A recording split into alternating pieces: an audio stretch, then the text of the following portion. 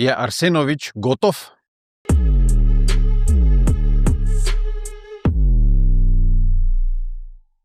Obsežne kriminalistične preiskave na mariborski občini, med katerimi je bil župan Saša Arsenovič za nekaj ur pridržan, predstavljajo politično prelomnico.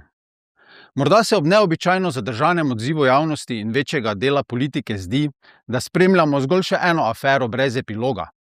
Toda številni sumi kaznivih dejanj odpirajo doslej najbolj neprijetna vprašanja o načinu delovanja mestne oblasti, ki imajo lahko daljnosežne posledice.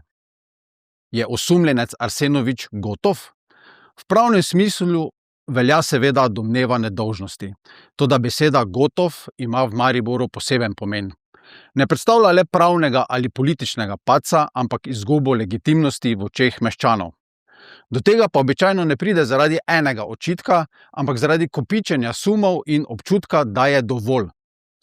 Zgodbe o domnevni korupciji, ki se razpletajo v preiskavah NPU v Mariboru, niso samo ena afera, ampak se berejo kot konsistenten vzorec delovanja mestne oblasti pod vodstvom Arsenoviča.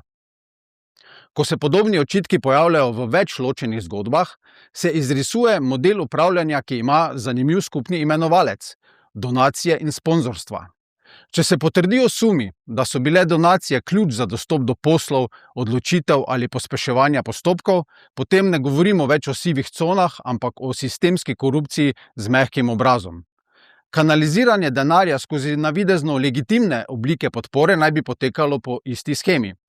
Podjetje, ki posluje z občino ali od nje pridobi posel, nakaže sredstva športnim društvom, povezanim z znanim športnim funkcionarjem Tomažem Baradom ali projektom, kot je M-Bike. In prav tu se skriva bistvo gotov momenta.